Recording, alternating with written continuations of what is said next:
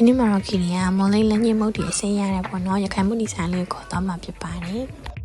အစားအသောက်လေးရလိုက်ဆောင်တယ်ပေါ့နော်အရသာလည်းရန်ရှိရဲ့ဆိုင်လေးမလို့အားလုံးပဲခီရီနဲ့တူတူလိုက်ကြည့်အောင်ဆိုင်နာမည်လေးကတော့မော်လေးလက်ညှိမုတ်တီဆိုင်ဆိုပြီးတမျိုးဆိုင်ပုတ်အကြီးနဲ့ရှိတယ်ပေါ့နော်ဆိုင်လေးဆိုင်လေးကတော့ဂျာကွက်တစ်လမ်းတွေစိတ်ဓာတ်ဒုက္ခလမ်းအောက်ပိုင်းမှာရှိပါတယ်အောက်ဘက်မှာဆိုရင်တော့ဈေးလမ်းနဲ့နီးနေပေါ့နော်ကေရိုညီမနှစ်ယောက်မှာထားရတော့ဒါမွေးငါနေပေါ့နော်တက်ဥပါတယ်ပြီးတော့ပဲကြော်လေးလည်းပါတယ်မုတ်တီကကြတော့ငါးလေးရယ်ပဲကြော်လေးပါတယ်ပေါ့နော်ငှက်ဖယ်လေးပါပါတယ်နန်းကြီးတုပ်လေးရဲ့အယောင်လေးတော့တော်တော်လေးကိုလာတယ်ကြည်ရနေနေတော်တော်စားချင်နေပြီဒါလေးကတော့ငှက်ဖယ်စားတော့လေးပေါ့နော်ပြီးရင်တော့ဒါလေးကဝက်သားတုပ်ပေါ့နော်ကေရိုဝက်သားတုပ်လေးလည်းမှာထားပါတယ်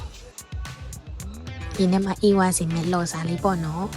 ကဲမာလာရီစုံပြီးဆိုတော့စားပြီးတော့စားလိုက်ကြရအောင်ရခိုင်မှုဒီကတော့တည်ရဲ့အတိုင်းပဲပူပူလေးဆိုတော့အသေးကိုရတာရှိတယ်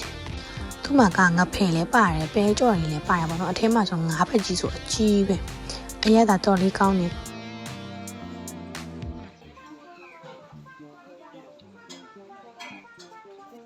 မွေးငါကတော့ပွဲတစ်ပွဲအကြီးပဲပေါ့နော်သူကပြစ်လေးပေါ့နော်အဲ့လိုမျိုးအရေးကျဲတော့မဟုတ်ဘူးပေါ့နော်သူ့မွေးငါလေးကပြစ်လေးပါခေရတော့အရင်ကြိုက်တယ်သူ့ရတာလေးကအနီတော်လေးပဲပေါ့နော်ငပြောပင်ငပြောဥပီဆိုရင်လည်းအများကြီးပါတယ်ပေါ့နော်အဲ့လိုငပြောပင်ငပြောဥကြိုက်တဲ့သူတွေဆိုရင်တော့လုံးဝထိမိနေတာပဲအမလည်းစားပါတယ်အားရပါရအောင်ရဖဲအစားသူလေးရာလေးအထင်းမှာကြတော့ပေါ့နော်သူကငရုတ်တီစိမ့်လေးပါတယ်ဆက်ကလေးပေါ့နော်ငဖဲအစားသူကအရင်ကြိုက်တယ်ပြီးရင်တော့အမလည်းငဖဲအစားသူလေးစားကြည့်ရပေါ့နော်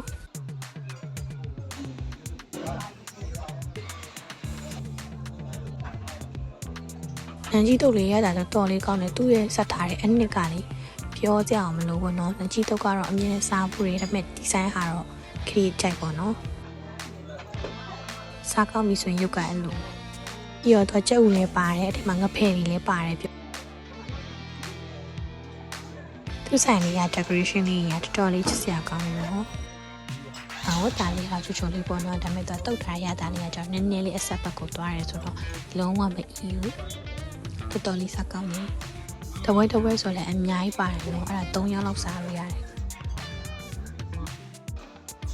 ဒီလောချာအေးလေးတောက်လိုက်ရတာတော်တော်လေးကောင်းတယ်ခုငယ်လေးပြတခါပဲတောက်ပြီးတော့ဂျိုင်းမှာမတောက်ပြဘူးပေါ့နော်လော်စာရတဲ့ဆိုင်တွေကရှားတယ်ဒီဆိုင်လေးကတော့လော်စာရတယ်နော်ပြီးတော့အေးဆက်နေရပဲကဲဒီဆိုင်လေးကိုရောက်ပြီဆိုရင်လည်းဆိုင်ထဲမှာသိမ့်မြနိုင်တဲ့လော်စာလေးနဲ့တောက်ဖို့မင်းနဲ့နော်ပြန်လိုက်ပါအောင်မဲအားလုံးပဲတက်တာ